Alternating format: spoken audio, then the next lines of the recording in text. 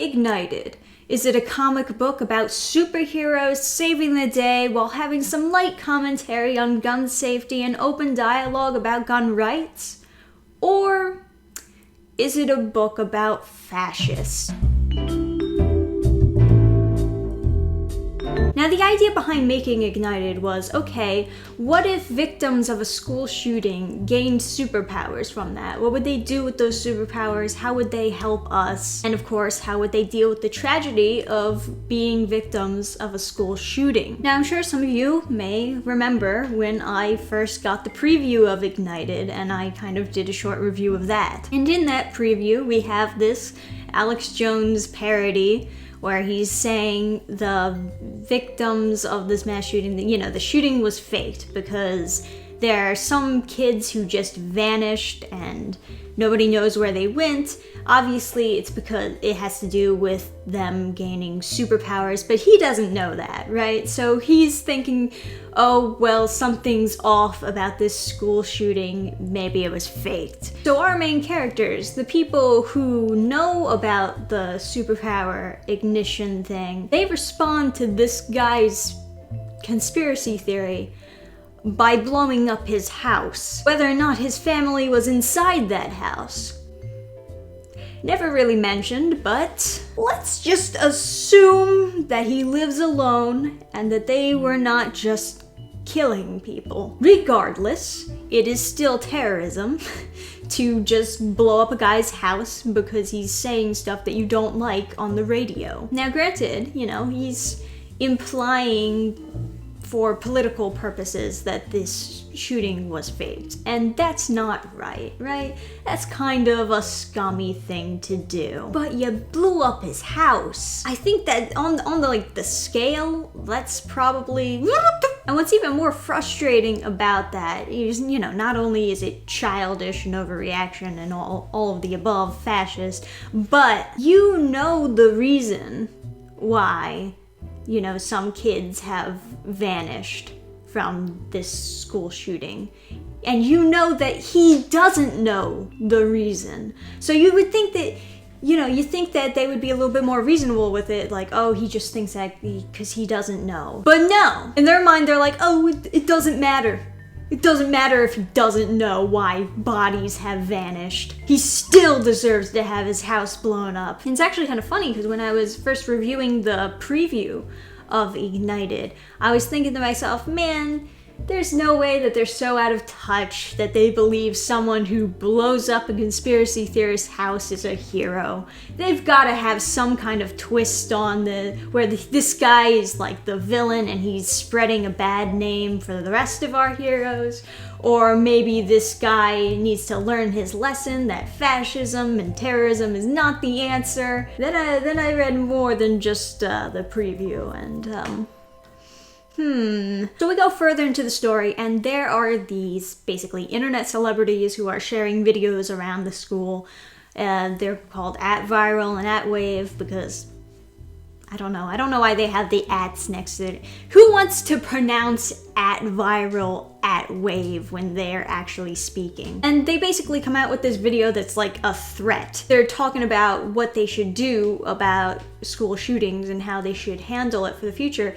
And one of the things that they're debating is arming teachers. So they come out with this video for all the school and students to see. And it's a threat that if you don't stop talking about arming the teachers, you're all going to be poisoned. Or well, what they say is you're gonna have a massive case of diarrhea or something along those lines.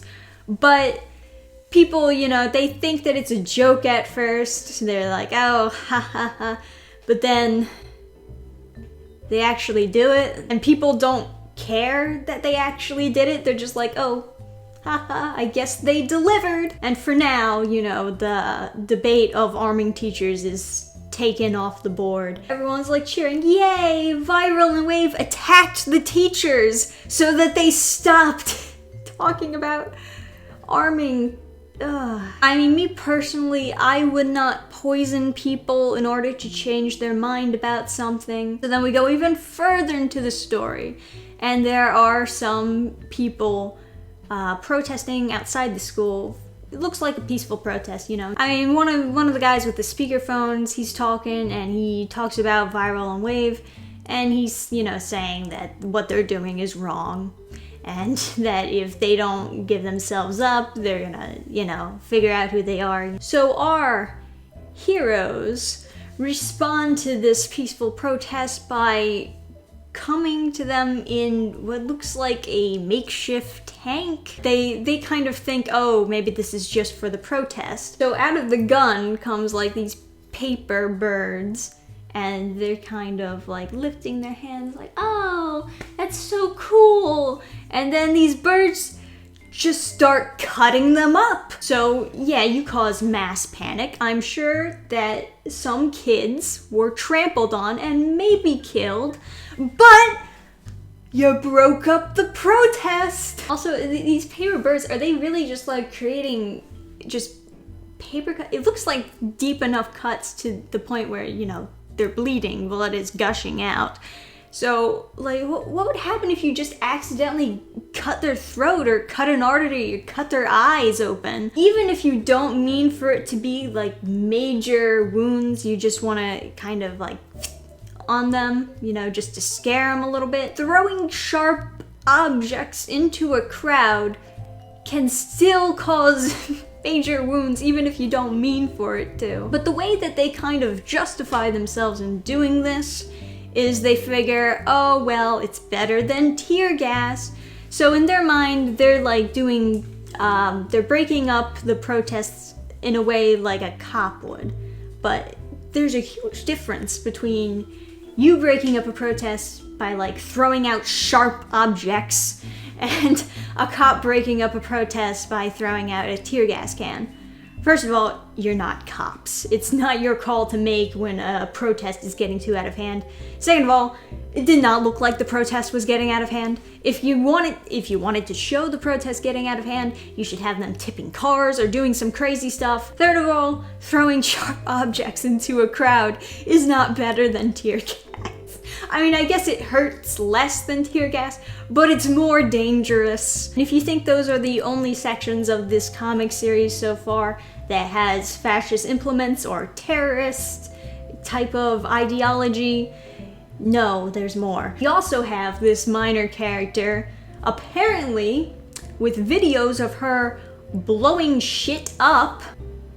There's this other character who just goes into a gun store, destroys this poor guy's inventory. That's money just down the drain. That's basically the equivalent of breaking into somebody's store and stealing all their money in the register. Sorry, guess you're poor now, guy. Now, granted, a lot of people might even read this comic and think, oh, this has gotta be parody. There's no way that they really mean it. There's no way that these heroes are really supposed to be the heroes. There's gotta be some kind of twist on it. There's gotta be some kind of lesson learned. And you know, that's kind of the same mindset as I had. But as it turns out, the writers don't even know that they're writing their main characters, their heroes, to be fascist. So Mark Waid kind of spoke out about this parody that just some guy used for the thumbnail of one of his videos, where it's basically pointing out the ridiculousness of the main characters basically being fascists, basically being terrorists. Not only do the creators of Ignited not understand that they've made their characters fascist, they also don't understand what parody is, as it turns out. Mark Waid had this to say about the parody photo. Hey, do me a favor and circulate some sick borderline white supremacist nuts have faked artwork from a comic I'm writing with Kwanzaa Ignited to use as evidence that we're using our book as pro-violence propaganda tool. You don't need this parody to use as evidence. You can just actually read the book. Second of all, borderline white supremacist? What does that mean? How are you right in the middle? Like almost white supremacists, but not really, you know? Sometimes you want to suppress minorities, but sometimes you just want to go out and have a drink with them, kind of chill. And then the next day, maybe you'll kill them. You don't know yet. You know, you're on that border. But also, the guy who made this parody was black, so We're proud of Ignited. It's about newly empowered school shooting victims who are pushing back against gun violence in all its forms. There is no point in the book where someone is pointing a gun at these kids unwarranted. They always do something first for someone to point a gun at them. Like I said, the one girl who's destroying that guy's store inventory, she has a gun pointed at her, but that's because, she's trespassing and she's destroying his inventory. And then, of course, you have the case of them throwing sharp objects into a crowd during a protest. Not supposed to do that. So naturally the cops come and point their guns at them. So how are they fighting back against gun violence? If they they purposely cause these situations where they will have guns pointed at them and they'll be in the wrong. How is that fighting against gun violence? I don't think this connects. This, however, the fake claim that our protagonists all identify as Antifa. Oh, wait a minute. You see that? All identify. All identify as, so some of them do, but not all of them. Gotcha. I gotcha, okay. It's a lame and pathetic death rattle act from what I suspect is the wheezing, fading comics game movement.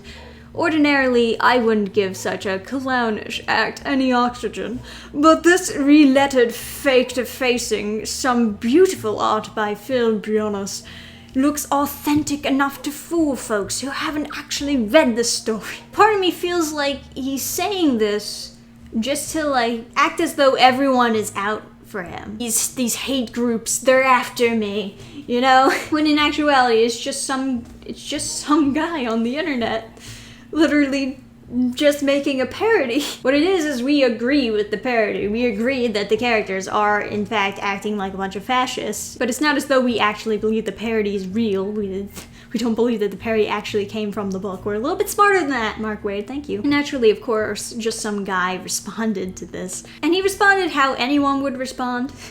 He gave us a meme format to follow. Thank you, just some guy. We're gonna get a lot of mileage out of this one. Yeah, I'm still waiting for this Ignited series to have this twist where it turns out they have to learn a lesson, or it turns out, violence isn't the answer. You have to debate people, you have to talk to people, and all these people who are pro-gun, they're not necessarily seen as the bad guys. At least not from the reader's perspective, not from my perspective, They come to school armed, they're preaching to these protesters and they're saying, hey, we just want our schools to be safe. It's like, hey, we want the same thing. We just want our schools to be safe, and this is just how we want to do it. This is just what will make us feel safe. Rather, instead of throwing sharp objects into the protest crowd, you should have stepped up and were like, hey, that's not gonna make us feel safe. You need to think about the entire school. Have a debate with these protesters rather than trying to break them up, trying to silence their opinions. Yes, I do think that the Ignited characters are kind of, fascist terrorists, but you could turn it around and you could fix it if you just had that lesson to be learned, oh, we were wrong, we were doing bad things, I'm sorry. But anyway, those are my thoughts about the Ignited series. Tell me what you think down below. What do you think about Mark Waid's response to parodies? And as usual, remember to like the video, subscribe if you're not subscribed, because I make other videos. I'll see you guys next time. Bye! Program restart. Shutting down all systems.